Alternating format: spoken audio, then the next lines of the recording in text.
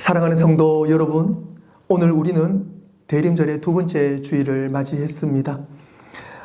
지난 주일에 우리는 기다림에 대한 말씀을 받았죠. 성숙한 기다림은 지름길과 같은 요행을 바라는 것이 아닌 오직 말씀 안에서 깊고 꾸준히 성장하는 것, 그리고 느리더라도 제대로 하나님의 뜻을 알아 은혜를 놓지 않는 삶은 사는 것이라고 우리는 들었습니다. 하박국 선지자는 선포합니다. 이 묵시는 정한 때가 있나니 그 종말이 속히 이르겠고 결코 거짓되지 아니하리라. 비록 더딜지라도 기다리라. 지체되지 않고 반드시 응하리라. 사도 바울도 확신했습니다. 너희 안에서 착한 일을 시작하신 이가 그리스도 예수의 날까지 이루실 줄을 우리가 확신하노라. 아멘.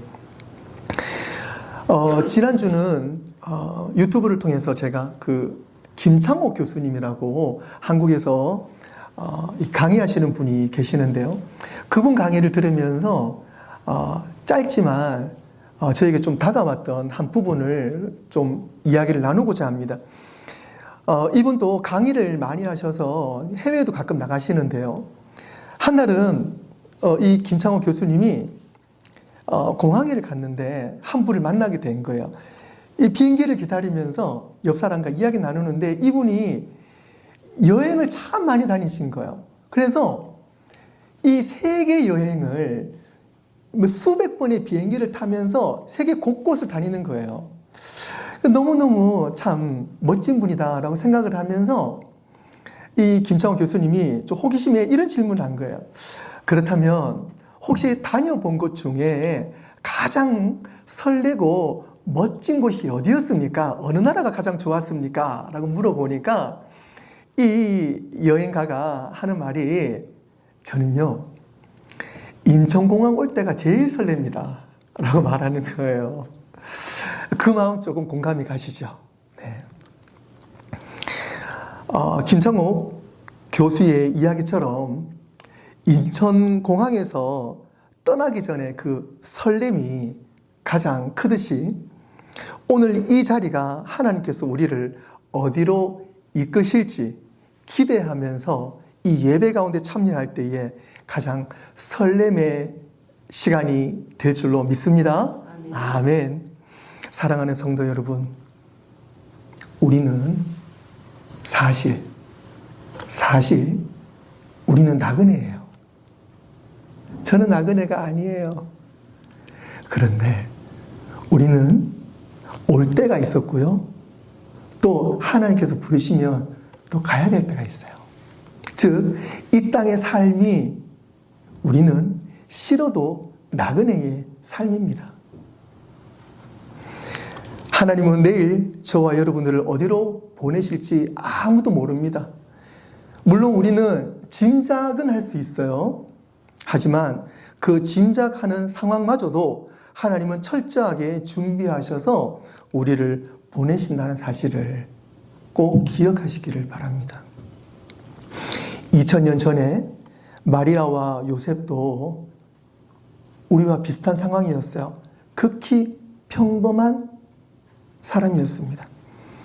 그들의 인생이 얼마나 큰 사명이 포함된 인생일지 꿈에도 알지 못했어요. 하지만 하나님의 뜻을 전하는 그들의 인생은 분명한 목표가 생겼습니다. 이것이 부르심이에요. 그들은 하나님의 부르심에 순종했고 준비했고 온전히 섬김으로 예수님을 맞이했습니다. 오늘 하나님께서 그 거룩한 계획하심으로 우리를 부르신 줄로 믿습니다. 그렇다면 우리는 하나님의 부르심의 목적을 알아야 합니다. 하나님께서 오늘 왜 나를 부르셨을까? 첫째로 하나님은 우리를 선한 일을 위해서 만드시고 부르셨습니다. 선한 일을 위해서 만드셨어요. 에베소서 2장 10절 우리는 그가 만드신 바라 그리스도 예수 안에서 선한 일을 위하여 지으심을 받은 자니 이 일은 하나님이 전에 예비하사 우리로 그 가운데서 행하게 하려 하심이라. 하나님 뜻이 분명합니다. 이 일은 하나님이 전에 예비하사 하나님이 이미 계획하셨어요. 우리를 부르신 하나님의 철저한 계획하심이 있었습니다. 우리는 단순히 존재하는 것이 목적이 아닙니다. 우리의 존재는 하나님의 일을 준비하게 하기 위한 하나님의 계획하심 가운데 우리의 존재 목적이 있습니다. 여러분 잘 아시겠지만 송명의 시인이 있어요. 나 가진 재물 없으나, 나 남이 가진 지식 없으나, 능력 없으나 라는 유명한 찬양시가 있어요. 그 찬양시뿐만 아니고 시집을 28권이나 내셨어요. 이분은 전신 소아마비입니다. 네, 그래서 휠체어에서 떠날 수가 없어요. 병상에 떠날 수가 없습니다. 그런데 이 송명의 시인은 누구보다 자유로운 사람이었어요. 이분은 늘 하나님을 찬양했습니다. 그냥 찬양으로 멈출 수가 없었어요.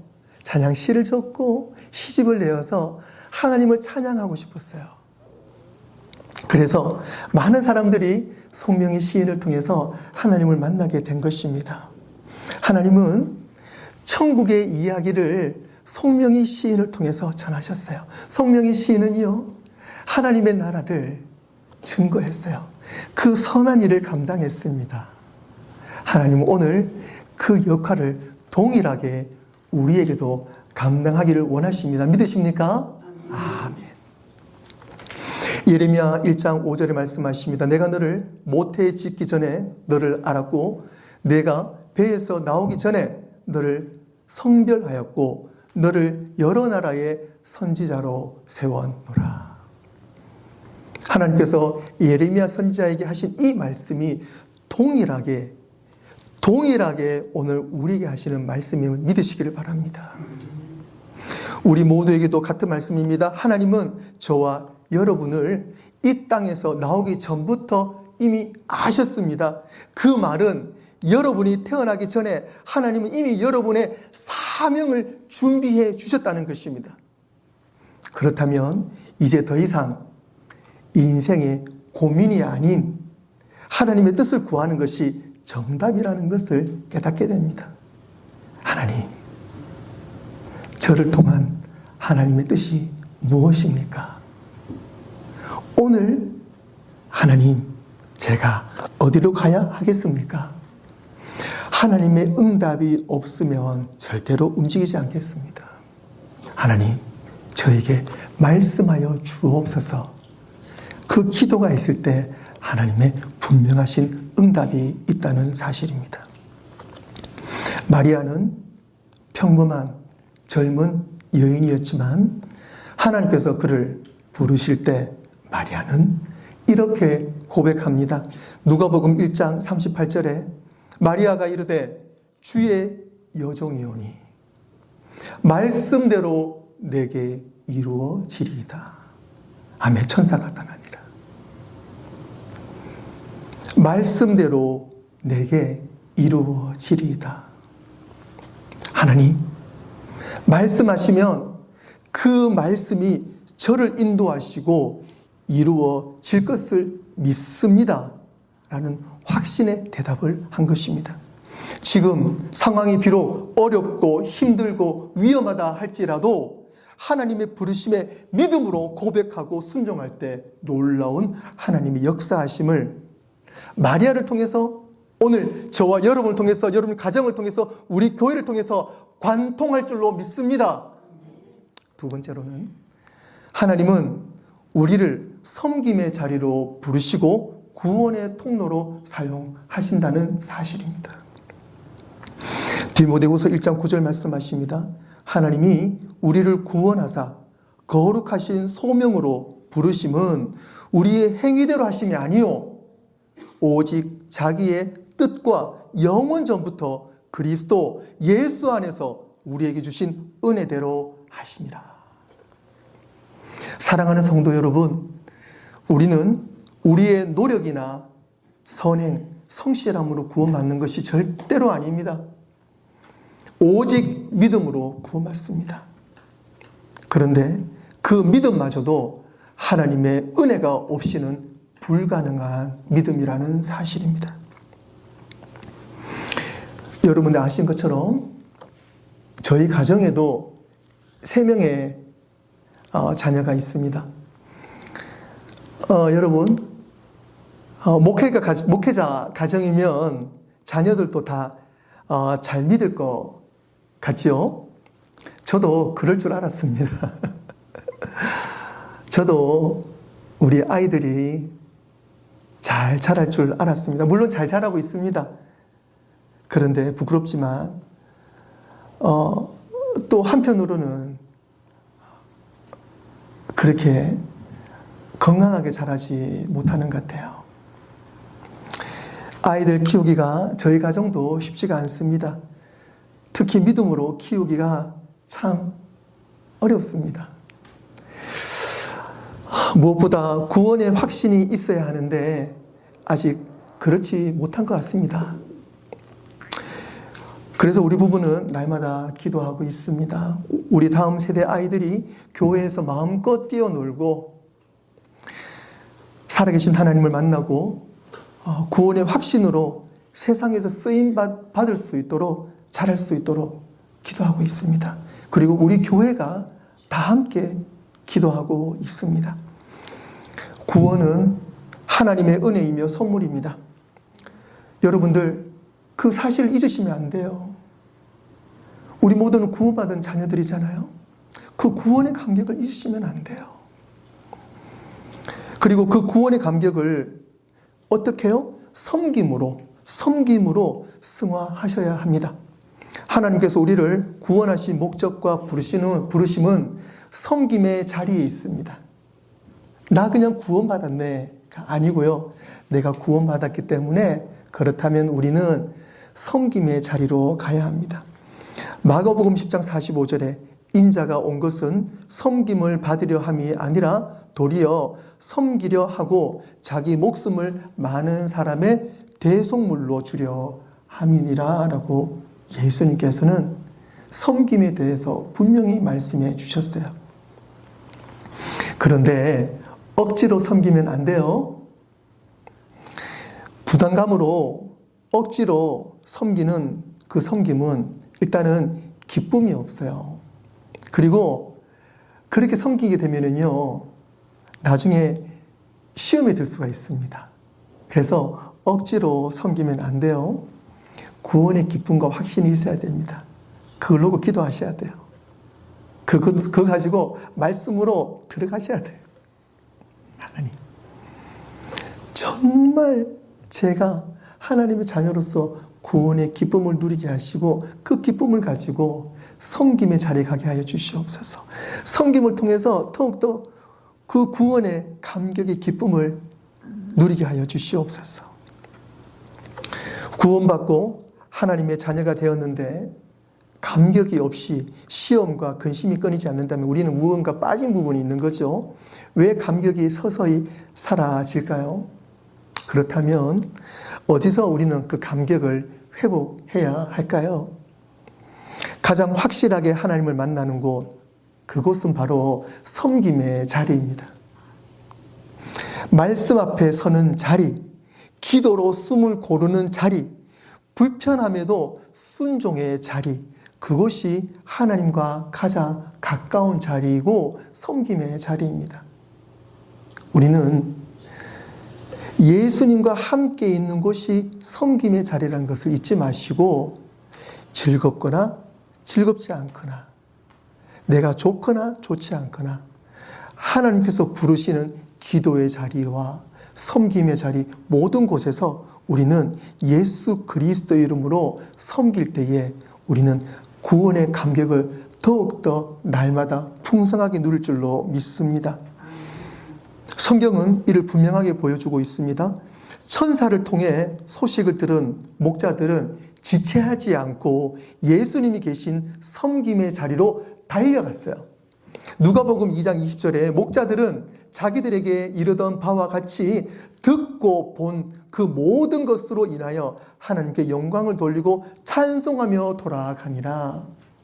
천사의 말을 듣고 예수님께 달려갔어요. 그리고 예수님을 통해서 구원의 확신을 가지게 된 겁니다. 그리고 목자들은 다시 섬김의 자리로 돌아갔어요. 예수님을 만나야지 우리는 섬김의 자리로 갈 수가 있습니다. 예수님 없이 우리는 섬길 수가 없어요. 목자들의 한 일은 단순합니다. 예배를 드렸고 그리고 나누었고 기뻐했습니다. 심플하지요? 우리도 마찬가지입니다. 예배가 우선입니다. 그리고 예배를 통해서 나누는 거예요. 여러분 삶을 나누고 기쁨을 나누고 슬픔을 나누는 거예요. 은혜를 나눕니다. 그리고 함께 구원의 기쁨을 누리는 것입니다. 이것이 바로 섬김의 자리입니다. 여러분들이 섬김의 자리에 가서 예배가 있어야 됩니다. 그곳에서 말씀의 나눔이 있어야 돼요. 여러분 삶의 나눔이 있어야 됩니다. 그리고 그곳에서 말씀의 기쁨이 있어야 될 줄로 믿습니다. 어디서요? 섬김의 자리에서요. 사랑하는 성도 여러분, 여러분의 섬김이 구원의 증거가 되시기를 바랍니다. 여러분의 섬김이 나를 구원하신 예수 그리스도의 이름으로 시작되고 꽃을 피우고 마침표가 지켜지기를 바랍니다. 요한일서 3장 44절에 말씀하십니다. 우리는 형제를 사랑함으로 사망에서 옮겨 생명으로 들어간 줄을 알거니와 사랑하지 아니하는 자는 사망에 머물러 있느니라. 그러므로 사랑하는 성도 여러분, 오직 예수 그리스도의 이름으로 사랑하며 오직 예수 그리스도의 이름으로 살아갑시다. 아멘. 예수 그리스도 이름으로 살고 예수 그리스도 이름으로 죽을 각오로 살아갑시다. 아멘. 말씀을 정리하겠습니다. 베드로전서 2장 9절에 말씀하십니다. 그러나 너희는 택하신 족속이요 왕같은 제사장이요 거룩한 나라요 그의 소유가 된 백성이니 이는 너희를 어두운 데서 불러내어 그의 기이한 빛에 들어가게 하신 이의 아름다운 덕을 선포하게 하려 하심이라. 사랑하는 성도 여러분, 우리는 하나님의 선택받은 자녀입니다. 어두움에서 빛으로, 죽음에서 생명으로, 지옥에서 천국으로 옮겨진 은혜의 주인공들입니다. 대림절 둘째 주 그 은혜를 잊지 않고 꼭 간직하시기를 바랍니다. 하나님은 오늘 또 우리를 부르십니다. 예수 그리스도의 이름으로 섬기라고 부르시고 그 이름으로 사랑하라고 부르시고 그 사랑과 섬김 속에서 하나님을 가장 깊이 경험하라고 오늘 이 자리로 부르셨습니다. 그러므로 오늘 우리의 응답은 하나입니다. 저를 따라 하시겠습니다. 네, 주님. 네, 주님. 제가 여기 있습니다. 제가 여기 있습니다. 하나님은 오늘 우리를 위해 이 땅에 오셨고 우리와 함께 계시며 우리를 통해 일하고 계십니다. 그 부르심 앞에 믿음으로 순종하는 복된 성도의 삶을 살아가시는 저와 여러분 되시기를 주님의 이름으로 축원합니다. 기도하겠습니다. 하나님.